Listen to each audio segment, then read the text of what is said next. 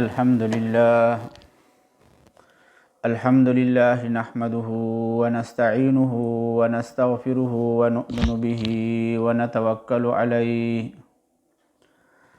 ونعوذ بالله من شرور أنفسنا ومن سيئات أعمالنا من يهده الله فلا مضل له ومن يضلله فلا هادي له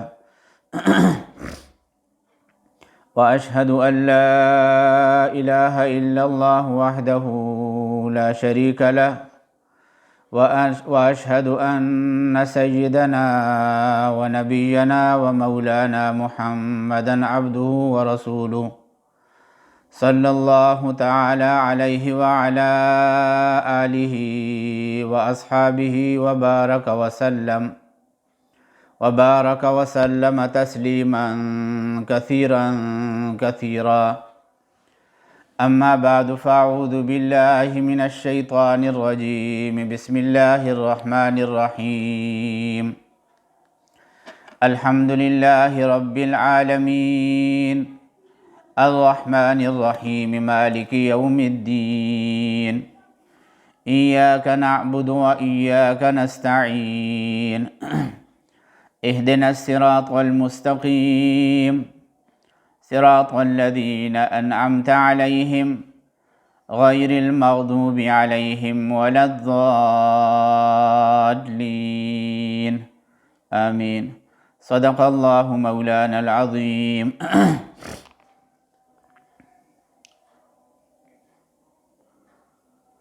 کل ہم نے قرآن کریم کے کچھ اصول بیان کیے تھے جو ترجمہ قرآن کریم اور تفسیر سے پہلے ہمارے اکابر بیان کرتے تھے۔ آج بھی ہم کچھ اصول بیان کر رہے ہیں۔ اس میں سے ایک تو قرآن کریم کا نام اور اس کی وجہ تسمیہ ہے کہ قرآن کریم کو قرآن کریم کیوں کہا جاتا ہے، اور دوسرے نمبر پر پھر ہم تفسیر بالرائے بیان کریں گے کہ تفسیر بالرائے وہ کیا ہے اور شریعت کے اندر اس کے اوپر کس قدر وعید آئی ہے۔ تیسرے نمبر پر پھر ہم بیان کریں گے کہ دعویٰ یا موضوع صورت اور دلیل، کیونکہ ہم جب کوئی صورت پڑھیں گے تو ظاہر ہے کہ اس صورت کا موضوع کیا ہے، اس صورت کا دعویٰ کیا ہے، اور پھر دلیل کیا ہے، اس کو انشاءاللہ ہم آج بیان کریں گے۔ اور پھر چوتھے نمبر پر قرآن کریم کے مضامین بیان کریں گے کہ قرآن کریم کے اندر حق تعالی شانہ نے کتنے مضامین بیان فرمائے ہیں، تو وہ آج ہم انشاءاللہ مختصر طور پر بیان کریں گے۔ اور پھر پانچویں نمبر پر شرک کی تعریف اور شرک کی جو قسمیں مفسرین نے بیان کی ہیں تو اس کو بیان کریں گے، کیونکہ انسان کے عقیدے کا درست ہونا ضروری ہے۔ اگر اس کا عقیدہ ٹھیک ہے تو اس کے اوپر اس کے نجات کا مدار ہے۔ اگر عقیدہ اس کا درست نہیں ہے، وہ کسی شرک کے اندر مبتلا ہے، تو شرک کس کو کہتے ہیں انشاءاللہ آج یہ بھی ہم بیان کریں گے۔ اور پھر چھٹے نمبر پر ہم الہ کی تحقیق بیان کریں گے۔ قرآن کریم کے اندر جا بجا حق تعالی شانہ نے شہد اللہ انہ لا الہ الا ہو اور وَإِلَٰهُكُمْ إِلَٰهٌ وَاحِدٌ، یہ جو الہ کا لفظ ہے اس کا مفہوم کیا ہے، اس کے بارے میں قانون کیا ہے اور اس کی تشریح کیا ہے، یہ انشاءاللہ ہم بیان کریں گے۔ اور پھر اگر وقت ملا تو سورہ فاتحہ کا خلاصہ بھی عرض کریں گے۔ تو سب سے پہلی بات جو اصول کے طور پر ہم آج بیان کرتے ہیں وہ قرآن کریم کا نام اور اس کا وجہ تسمیہ ہے۔ قرآن کریم ہمارے استاذ حضرت شیخ الاسلام مفتی محمد تقی عثمانی صاحب حفظہ اللہ نے اصول قرآن کے موضوع پر علوم القرآن کے نام سے ایک بہترین اور جامع کتاب لکھی ہے، جس میں انہوں نے اصول قرآن کریم کو بڑے ہی تفصیل سے بیان کیا ہے۔ حضرت اس میں فرماتے ہیں کہ شوافی میں سے ایک بہت بڑے عالم گزرے ہیں جن کا نام ہے علامہ ابو المعالی۔ انہوں نے ایک کتاب لکھی ہے البرہان فی مشکلات القرآن۔ اس کے اندر انہوں نے قرآن کریم کے 55 نام شمار کیے ہیں۔ ہم تو قرآن کریم کا صرف یہ ایک ہی نام سنتے آ رہے ہیں، اور ہم سب مسلمانوں کے ذہنوں کے اندر یہ ایک ہی نام ہے قرآن کریم، اور یہی جو ہے وہ بہت بڑا مشہور نام ہے۔ لیکن علامہ ابو المعالی جو ائمہ شوافی میں سے ہے اور ائمہ لغت میں سے بڑے ہی مشہور اور محقق عالم ہیں، انہوں نے اصول قرآن پر اور لغت قرآن پر کتاب لکھی ہے البرہان فی مشکلات القرآن۔ اس کے اندر انہوں نے قرآن کریم کے 55 نام ذکر فرمائے ہیں، اور بعض حضرات فرماتے ہیں کہ قرآن کریم کے نام وہ تقریباً 90 تک ہیں۔ ہمارے استاذ حضرت شیخ الاسلام حفظہ اللہ فرماتے ہیں کہ اگر غور سے دیکھا جائے تو یہ جو قرآن کریم کے 55 نام یا 90 نام مصنفین نے اور مفسرین نے ذکر کیے ہیں، یہ در حقیقت قرآن کریم کے صفات ہیں، اور قرآن کریم کے مشہور صرف 5 ہی نام ہیں۔ یہ جو قرآن کریم کے اندر آتا ہے مجید، حکیم اور اس طریقے سے کریم، یہ سب قرآن کریم کے صفات ہیں۔ ان صفات کو لے کر مفسرین نے تقریباً 55 تک اور 90 تک اس کی تعداد ذکر فرمائی ہے۔ ہمارے استاذ شیخ الاسلام حفظہ اللہ فرماتے ہیں کہ حقیقت کے اندر قرآن کریم کے 5 نام ہیں۔ ایک تو قرآن ہے جو بہت ہی مشہور ہے، جیسے میں نے عرض کیا کہ قرآن یہ ہر عام و خاص، چھوٹا بچہ ہو یا بڑا ہو، مرد ہو یا عورت ہو، سب جو ہے اس سے واقف ہیں۔ قرآن جو ہے ان کے زبان کے اوپر آتا رہتا ہے۔ اور دوسرا نام اس کا ہے الفرقان، اور تیسرا نام الذکر، اور چوتھا نام الکتاب، اور 5واں نام التنزیل ہے۔ یہ 5 الفاظ جو ہے قرآن کریم کے اسم علم ہیں، قرآن کریم کے ذاتی نام ہیں۔ ان میں سے مشہور قرآن ہے۔ اللہ تعالیٰ نے یہ کم از کم 61 مقامات پر اپنے کلام میں اس قرآن کے لفظ کو ذکر کیا ہے۔ اور قرآن یہ قرأ یقرأ سے نکلا ہے، قرأ یقرأ، جس کا لغوی معنی ہے جمع کرنا۔ پھر یہ لفظ پڑھنے کے معنی میں بھی استعمال ہونے لگا، چونکہ حروف اور کلمات کو جمع کیا جاتا ہے۔ قرآن کریم کے اندر حروف اور کلمات کو جمع کیا جاتا ہے، تو قرأ یقرأ کا مصدر وہ قراءتن بھی ہے اور قرآن بھی ہے۔ سورہ قیامہ آیت نمبر 17 کے اندر حق تعالی شانہ کا ارشاد ہے ان علینا جمعہ وقرآنہ، کہ بلا شبہ اس کتاب کا جمع کرنا اور اس کا پڑھنا ہمارے ہی ذمے ہے۔ تو سورہ قیامہ کے اندر حق تعالی شانہ نے یہ ارشاد فرمایا ہے۔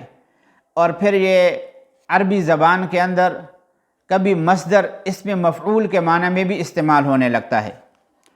تو کلام اللہ کو قرآن اس معنی کے اعتبار سے کہا جاتا ہے کہ یہ پڑھی ہوئی کتاب ہے۔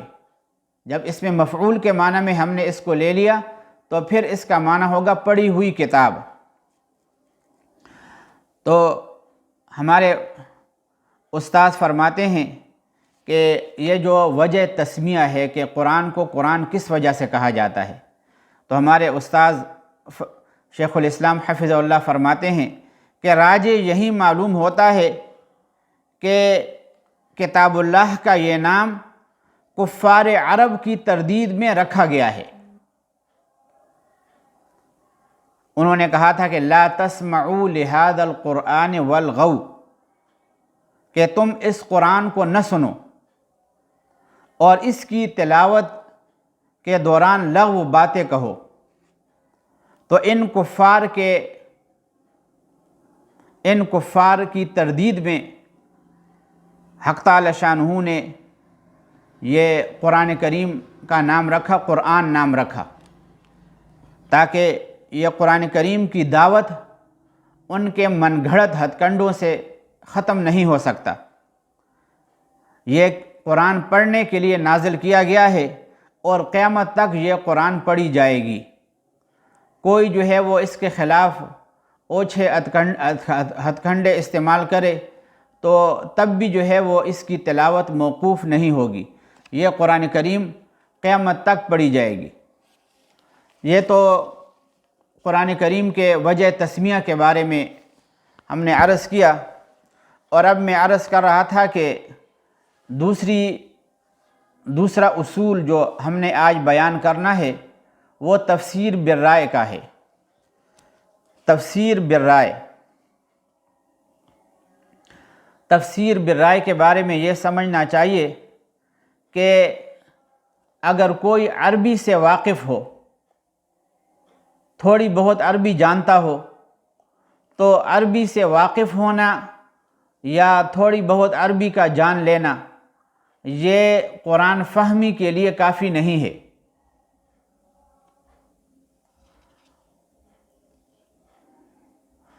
موطا امام مالک رحمہ اللہ کے اندر لکھا ہے کہ حضرت عبداللہ ابن عمر رضی اللہ تعالی عنہ جو بڑے جلیل القدر صحابی گزرے ہیں، انہوں نے سورہ بقرہ یاد کرنے پر تقریباً 8 سال جو ہے لگائے تھے۔ حضرات صحابہ کرام تو ان کی زبان تو عربی تھی، لیکن اس کے باوجود جو ہے قرآن کو یاد کرنے کے لیے یا قرآن کریم کی تفسیر کو سیکھنے کے لیے وہ بہت ہی وقت لگاتے تھے۔ اگر عربی زبان کا جان لینا ہی کافی ہوتا تو پھر حضرات صحابہ کرام قرآن کریم جو ہے وہ پڑھ لیتے، ان کے لیے مزید کسی محنت کی ضرورت نہ ہوتی، لیکن اس کے باوجود جو ہے اس قدر انہوں نے اس کے لیے جو ہے وہ وقت صرف کیا۔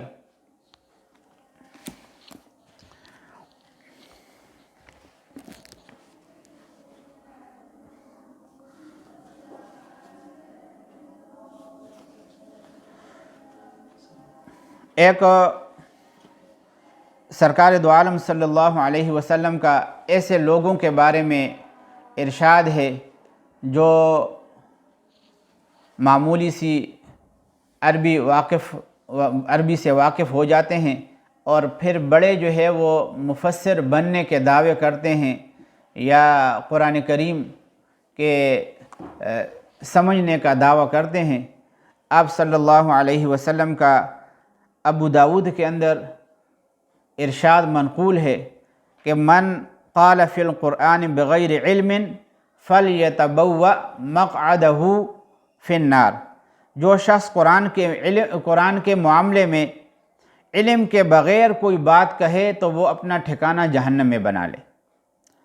ایک دوسری روایت امام نسائی اور امام ابو داود نے بھی نقل فرمائی ہے کہ من تکلم فی القرآن برأیہ فاصاب فقد اخطأ، کہ جو شخص قرآن کے معاملے میں اپنی رائے سے گفتگو کرے اور اس میں کوئی صحیح بات بھی کہہ دے تب بھی اس نے غلطی کی۔ تو آج کل ہم دیکھتے ہیں کہ اپنی طرف سے قرآن کریم کی تفسیر لوگ بیان کرنا شروع کر دیتے ہیں، نہ تو وہ کسی صحابی کا قول ہوتا ہے اور نہ تابعین کا قول ہوتا ہے اور نہ روایات سے اس کی تائید ہوتی ہے۔ یہ انتہائی خطرناک بات ہے۔ اس لیے میں نے شروع میں عرض کیا تھا کہ قرآن کریم کا تفسیر بیان کرنا اور اس کا ترجمہ کرنا یہ انتہائی نازک علم ہے۔ جیسے ہم دنیا کے اندر کسی کے دعوے کی وجہ سے کہ وہ اگر کہے میں ڈاکٹر ہوں یا انجینئر ہوں یا کسی اور ڈگری کا دعویٰ کرے اور اپنا کوئی کلینک کھولے تو ہم اس کے اوپر اعتماد نہیں کرتے۔ ہماری کوشش ہوتی ہے کہ ہم کسی تجربہ کار ڈاکٹر یا تجربہ کار انجینئر کی طرف رجوع کریں تاکہ ہم جو اپنا جسمانی علاج کریں یا ہم اس سے جو ہے وہ اپنا کوئی انجینئر سے کوئی فائدہ اٹھانا چاہے تو وہ صحیح انداز سے ہو اور ہمیں نقصان جو ہے نہ پہنچ جائے۔ لیکن اگر کوئی قرآن کا صرف جو دعویٰ کر لے تو ہم اس کی طرف یہ نہیں دیکھتے کہ آیا یہ مستند عالم بھی ہے یا نہیں۔ اپنے اکابر کا ادب و احترام اس کے اندر کتنا ہے اور شریعت کے علوم اس نے کہاں پہ حاصل کیے ہیں۔ تو اس لیے علماء نے جو ہے وہ تفسیر بالرائے اپنی طرف سے ایک من گھڑت تفسیر بیان کرنے کی کافی مذمت کی ہے۔ نبی کریم صلی اللہ علیہ وسلم کا ارشاد بھی آپ لوگوں نے سن لیا ہے۔ یہ تو دو باتیں تھیں جو کہ قرآن کریم کے نام اور وجہ تسمیہ کے بارے میں تھی، اور ایک بات جو ہے وہ تفسیر بالرائے کے بارے میں تھی۔ اب یہ تیسری بات جو ہے وہ ہم بیان کر رہے ہیں کہ یہ دعویٰ جو ہے نا، دعویٰ یا موضوعی صورت، دعویٰ یا موضوعی صورت، یہ آج جو ہے وہ ہم تیسرے نمبر پر بیان کر رہے ہیں۔ دعویٰ یا موضوعی صورت سے مراد اس صورت کا مرکزی مضمون ہوتا ہے کہ صورت کا مرکزی مضمون کیا ہے، اور یہ صورت کا جو مرکزی مضمون ہے یہ پوری صورت کے لیے بمنظر محور کے ہوتا ہے، جو صورت کے باقی مضامین کے ارد گرد چکر لگاتے ہیں۔ اور اس کی مثال جو ہے علماء نے یوں دی ہے کہ جس طریقے سے ہم جو ہے کسی درخت کو اگانے کے لیے زمین کے اندر تخم اور بیج بوتے ہیں تو اس کے نتیجے میں ایک درخت جو ہے وہ اگ آتا ہے، اس کی شاخیں ہوتی ہیں اور اس کی ٹہنیاں ہوتی ہیں، تو اس شاخوں کے اندر اور اس ٹہنیوں کے اندر اس بیج کا اثر نمایاں طور پہ نظر آنے لگتا ہے۔ اس طریقے سے سورت کا جو موضوع ہے اور سورت کا جو مرکزی مضمون ہے وہ بھی جو ہے وہ سورت کے باقی آیتوں کے اندر نمایاں طور پر نظر آنے لگتا ہے۔ اور جو اصل دعویٰ ہوتا ہے سورت کا، کسی نہ کسی طریقے سے اس دعوے کے ساتھ اس کا تعلق ہوتا ہے، اور پھر یہی سورت جو ہے وہ دوسرے سورتوں سے اس دعوے کی وجہ سے ممتاز ہوتا ہے۔ جس طریقے سے ہمارے سامنے بہت سے نام آ جاتے ہیں کہ یہ فلاں نام ہے، یہ فلاں نام ہے، ہم جو ہے وہ پھر ہر ایک نام کو اس کی ولدیت کے ذریعے سے یا اس کے قوم کے ذریعے سے یا اس کی برادری کے ذریعے سے وہ الگ الگ طور پر پہچان لیتے ہیں۔ اس طریقے سے جو سورت کا دعویٰ ہوتا ہے اس دعوے کی وجہ سے ہم اس سورت کو دوسرے سورت سے ممتاز کر لیتے ہیں۔ اور دلیل جو ہے اس کو کہتے ہیں جس سے دعویٰ ثابت کیا جائے۔ ہم جو بھی دعویٰ کرتے ہیں نا کہ مثلا ہم دنیاوی معاملات کو دیکھیں، اگر ہم جو ہے وہ دنیا کے اندر کسی کے اوپر کوئی دعویٰ کر لیں زمین کے سلسلے میں یا کسی مال کے سلسلے میں یا کسی بھی چیز کے بارے میں دعویٰ کر لیں تو ظاہر ہے کہ ہم اس دعوے کو پھر دلیل سے ثابت بھی کریں گے۔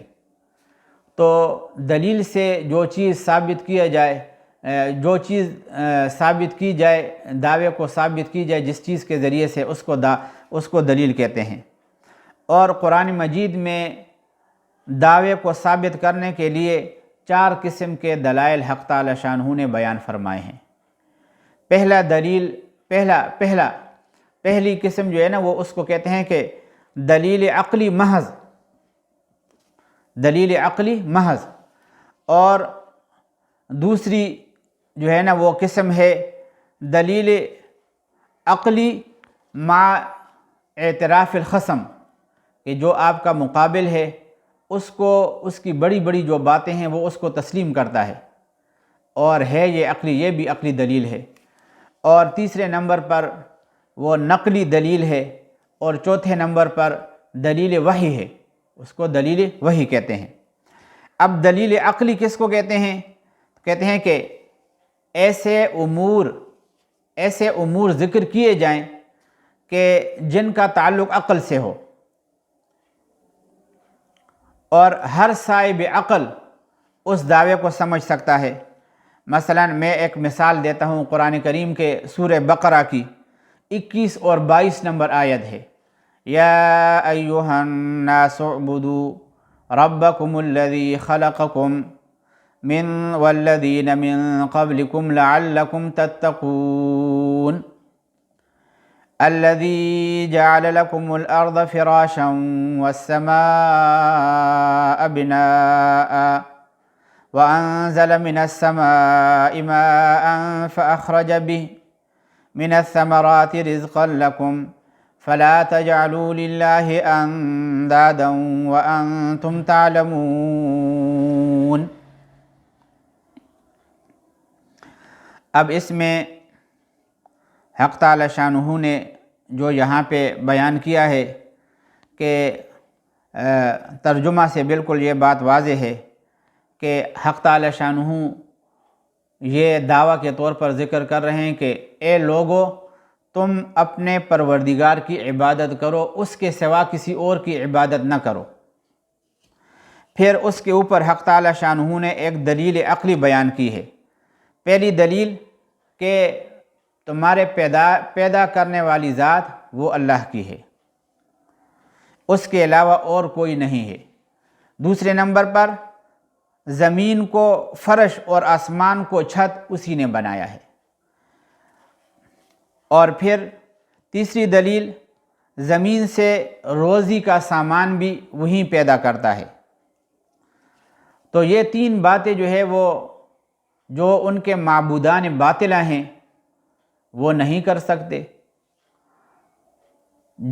جن کو یہ کفار پوجتے ہیں، ان کو یہ الہ سمجھتے ہیں، معبود سمجھتے ہیں، کیا وہ آسمان و زمین پیدا کر سکتے ہیں؟ کیا وہ رزق کا انتظام کر سکتے ہیں؟ یہ وہ نہیں کر سکتے۔ خود جو ہے یہ ایسی عقلی دلیل ہے کہ اگر وہ عقل سے کام لیں تو اس نتیجے پر پہنچ جائیں کہ واقعی ہمارے معبودان باطلہ یہ کام نہیں کر سکتے، اور اس وجہ سے وہی رب جس نے ہمیں پیدا کیا ہے، یہ چیزیں ہمارے لیے پیدا کی ہیں، ہمارے رزق کا انتظام کر رہا ہے، اس لیے وہی جو ہے وہ توحید کا مستحق ہے۔ تو یہ دعوے کے اوپر عقلی دلیل ہے۔ اور دوسری میں نے دلیل کہا تھا کہ دلیل عقلی اور اس کے ساتھ ساتھ وہ مقابل جو ہے اس کے مقدمات اور اس کے جو مسلمہ اصول ہیں اس کو بھی مان لے۔ مثلا جو منکرین ہیں، استفہام کے طور پر ان سے استفہام کے طور پر بیان کیا جائے اور ان کے تسلیمی حالات کو مد نظر رکھتے ہوئے جواب بیان کیا جائے۔ جیسے حق تعالی شانہ کا ارشاد ہے، یہ جو سورہ یونس اس کی آیت نمبر 31 ہے، اس میں حق تعالی شانہ کا ارشاد ہے، قُلْ مَن يَرْزُقُكُم مِّنَ السَّمَاءِ وَالْأَرْضِ أَمَّن يَمْلِكُ السَّمْعَ وَالْأَبْصَارَ وَمَن يُخْرِجُ الْحَيَّ مِنَ الْمَيِّتِ وَيُخْرِجُ الْمَيِّتَ مِنَ الْحَيِّ وَمَن يُدَبِّرُ الْأَمْرَ فَسَيَقُولُونَ اللَّهُ فَقُلْ أَفَلَا تَتَّقُونَ۔ اب دیکھیے ایسے امور اللہ تعالیٰ نے اس آیت کے اندر ذکر فرمائے ہیں کہ مشرکین کا بھی یہ عقیدہ ہے کہ ان کا فاعل اور کارساز وہ صرف اور صرف اللہ ہے۔ سب سے پہلی چیز اللہ تعالیٰ نے ذکر فرمائی ہے کہ اے محمد مصطفیٰ صلی اللہ علیہ وسلم، آپ ان مشرکوں سے کہہ دیجئے، بتاؤ وہ کون ہے جو تم کو آسمان اور زمین سے روزی پہنچاتا ہے، اور بتاؤ وہ کون ہے جو کانوں اور آنکھوں پر پورا اختیار رکھتا ہے، اور بتاؤ وہ کون ہے جو جاندار چیز کو بے جان سے اور بے جان کو جاندار چیز سے نکالتا ہے، اور وہ کون ہے جو تمہارے تمام کاموں کی تدبیر کرتا ہے۔ تو یہ ساری چیزیں جو ہے نا وہ تسلیم کرتے ہیں کہ اس کا کرنے والا اللہ ہے اور ان چیزوں کا کارساز وہ اللہ ہے۔ فَسَيَقُولُونَ اللَّهُ، تو وہ آخر میں یہی کہیں گے کہ یہ جو ہے وہ اللہ ہی کر سکتا ہے اور کوئی نہیں کر سکتا۔ تو یہ ایسی ایک عقلی دلیل ہے کہ جس میں جو ہے وہ آگے جو مقابل ہے اور جو منکر ہے وہ بھی ان چیزوں کو تسلیم کرتا ہے۔ اور تیسرے نمبر پر دلیل نقلی، قرآن کریم کے اندر دلیل نقلی کو ذکر کیا جاتا ہے۔ دلیل نقلی جو ہے وہ اس کا مطلب یہ ہوتا ہے کہ دعوے کو ثابت کرنے کے لیے عقلی دلیل کو پیش کرنے کے بجائے نقلی دلیل پیش کی جائے۔ اور نقلی دلیل کی 7 قسمیں مفسرین نے ذکر کیے ہیں۔ نمبر 1، گزشتہ آسمانی کتابوں سے ایک دعوے کو ثابت کیا جائے۔ نمبر 2، جو انبیاء سابقین ہیں، گزشتہ جو انبیاء ہیں اجمالاً ان کو ذکر کیا جائے۔ اور تیسرے نمبر پر تفصیلاً انبیاء سابقین کو دلیل کے اندر ذکر کیا جائے۔ اور جو چوتھی دلیل ہے، نبی کریم صلی اللہ علیہ وسلم کے دور کے اندر گزشتہ نازل ہونے والے کتابوں کے جو بڑے بڑے عالم تھے، مثلا یہودی مذہب کے عالم، عیسائی مذہب کے عالم جو موجود تھے، ان کے ذریعے سے جو ہے وہ دعوے کو ثابت کیا جائے۔ اور 5ویں نمبر پر جنات کو وہ پیش کیا جائے دلیل کے اندر، اس سے دعوے کو ثابت کیا جائے۔ اور 6 نمبر پر ملائکہ، فرشتوں کو ذکر کیا جائے۔ اور 7ویں نمبر پر پرندوں سے جو پرند چرند اللہ تعالیٰ نے ذکر فرمائے ہیں وہ دلیل کے طور پر ذکر کیے جائیں۔ اب دیکھو، میں جو مثلا سب سے پہلے ہم نے کہا کہ دلیل نقلی وہ 7 باتوں کے اوپر مشتمل ہے اور اس کی 7 قسمیں ہیں۔ پہلی قسم جو ہے میں نے کہا تھا کہ گزشتہ کتابوں کے ذریعے سے اس کا حوالہ دیا جائے کہ اللہ تعالیٰ نے اس سے پہلے بھی جو کتابیں نازل فرمائی ہیں اس میں بھی توحید کی بات ذکر فرمائی تھی، وہ بطور ثبوت کے پیش کیا جائے۔ اب سورہ بنی اسرائیل کی آیت نمبر 2 کے اندر ہے وَآتَيْنَا مُوسَى الْكِتَابَ وَجَعَلْنَاهُ هُدًى لِبَنِي إِسْرَائِيلَ أَلَّا تَتَّخِذُوا مِن دُونِي وَكِيلًا۔ یہ تورات سے جو ہے وہ دلیل ہے۔ تورات کے اندر اللہ تعالیٰ فرماتے ہیں کہ اور ہم نے دی بنی اسرائیل کے لیے، اور ہم نے موسیٰ علیہ السلام کو کتاب دی، اور ہم نے اس کو بنی اسرائیل کے لیے ہدایت کا ذریعہ بنایا۔ اس میں یہ حکم تھا کہ میرے سوا کسی کو کارساز نہ بناؤ۔ یہ تورات سے دلیل نقلی ہے۔ اور دوسری دلیل انبیاء سابقین گزرے ہوئے انبیاء سے اجمالاً وہ سامنے پیش کیے جائیں اور اپنے دعوے کو ان کے ذریعے سے ثابت کیا جائے۔ اب دیکھو سورہ انبیاء کی آیت نمبر 25 ہے، وَمَا أَرْسَلْنَا مِن قَبْلِكَ مِن رَّسُولٍ إِلَّا نُوحِي إِلَيْهِ أَنَّهُ لَا إِلَٰهَ إِلَّا أَنَا فَاعْبُدُونِ۔ اس کا ترجمہ ہے، اور آپ سے پہلے ہم نے کسی پیغمبر کو نہیں بھیجا مگر اس کی طرف ہم نے یہی وحی کی تھی کہ میرے سوا کوئی معبود ہونے کے لائق نہیں، اس لیے میری ہی عبادت کرو۔ اور تیسری مثال یہ سمجھیں کہ ابراہیم علیہ السلام نے جیسے یہاں پہ سورہ مریم کے اندر آیت نمبر 42 کے اندر اور اس طریقے سے آیت نمبر 41 کے اندر سورہ مریم میں ابراہیم علیہ السلام نے تفصیلی طور پر جو ہے وہ دلیل بیان کی تھی، وہ بھی سنیں۔ وَاذْكُرْ فِي الْكِتَابِ إِبْرَاهِيمَ إِنَّهُ كَانَ صِدِّيقًا نَبِيًّا إِذْ قَالَ لِأَبِيهِ يَا أَبَتِ لِمَ تَعْبُدُ مَا لَا يَسْمَعُ وَلَا يُبْصِرُ وَلَا يُغْنِي عَنكَ شَيْئًا۔ یہ جو ہے وہ ابراہیم علیہ السلام کی بات ذکر فرمائی ہے اور اس سے جو ہے وہ دعوے کو ثابت کیا ہے۔ اور چوتھی مثال کہ اہل کتاب کے جو علماء ہوں نبی کریم صلی اللہ علیہ وسلم کے دور میں تھے ان کو پیش کیا جائے۔ یہ الذین آتیناہم الکتاب یتلونہ حق تلاوتہ اولئک یؤمنون بہ، یہ سورہ بقرہ کی 121 نمبر آیت ہے۔ تو یہاں پہ کہتے ہیں کہ تورات کا علم رکھتے تھے اور اسلام قبول کر چکے تھے، تو کہتے ہیں کہ انہوں نے بھی یہ بات جو ہے تورات کے اندر پڑھی تھی۔ اور جو کہ جنات سے جو ہے نا، جنات کو بطور ثبوت کے پیش کیا جائے، جیسے جنات نے کیا کہا تھا سورہ جن کے بالکل شروع کے اندر آتا ہے، قُلْ أُوحِيَ إِلَيَّ أَنَّهُ اسْتَمَعَ نَفَرٌ مِّنَ الْجِنِّ فَقَالُوا إِنَّا سَمِعْنَا قُرْآنًا عَجَبًا يَهْدِي إِلَى الرُّشْدِ فَآمَنَّا بِهِ وَلَن نُّشْرِكَ بِرَبِّنَا أَحَدًا۔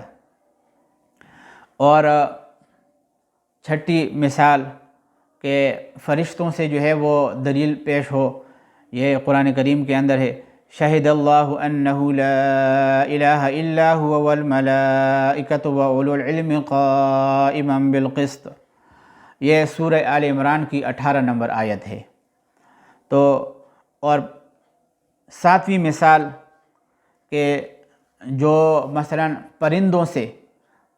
پرندوں کو بطور دلیل کے پیش کیا جائے کہ توحید جو ہے اس سے ثابت کیا جائے، توحید کا جو دعویٰ ہو ان کے ذریعے سے ثابت کیا جائے۔ جیسے سورہ نمل کی ایک آیت ہے، آیت نمبر 25 اور آیت نمبر 26، اس میں یہ ہے کہ جب ہدہد غائب ہو گیا تھا اور پھر حضرت سلیمان علیہ السلام کے پاس آیا تو قوم سبا کے مشرکانہ افعال بیان کرنے کے بعد اس نے کہا اللہ یسجدوا للہ الذی یخرج الخبأ فی السماوات والارض ویعلم ما تخفون وما تعلنون اللہ لا الہ الا هو رب العرش العظیم۔ اس خدا کو سجدہ نہیں کرتے ہو جو ایسا قادر ہے آسمان اور زمین کے پوشیدہ چیزوں کو بحال لاتا ہے، اور ایسا عالم ہے جو کچھ تم چھپاتے ہو اور جو کچھ ظاہر کرتے ہو سب کچھ جانتا ہے، پس اللہ ہی ایسا ہے جس کے سوا کوئی عبادت کے لائق نہیں، وہ عرش عظیم کا مالک ہے۔ اب دیکھو یہ پرندہ ہے، پرندہ ہدہد پرندہ ہے، اور جب یہ غائب تھا پھر جب سلیمان علیہ السلام کے پاس آیا اور انہوں نے پوچھ گچھ کی کہ سارے پرندے موجود تھے اور تم نہیں تھے، کہاں گئے تھے؟ تو جہاں پہ یہ گیا تھا ملکہ بلقیس کی جو قوم تھی وہ شرک اور بت پرستی کے اندر مبتلا تھی، تو ان کے حالات جو ہے ہدہد نے سلیمان علیہ السلام کو بیان کر دیے۔ سورہ نمل کے اندر انشاءاللہ یہ تفصیلی واقعہ آئے گا۔ تو یہاں پہ آخر کے اندر اللہ تبارک و تعالی یہی فرما رہے ہیں کہ وہ ایسے تھے کہ ایسے بت پرستی کے اندر مبتلا تھے جو نہ آسمانوں کے مالک تھے، نہ زمین کے مالک تھے، اور نہ کوئی اور انسان کی حاجت کو پورا کرنے والے تھے۔ اللہ تبارک و تعالی فرماتے ہیں کہ ہدہد نے کہا کہ جو ذات آسمان و زمین کا پیدا کرنے والا ہے وہی سجدے کا زیادہ مستحق ہے، وہی عبادت کا مستحق ہے، اور وہی معبود اور الہ ہے۔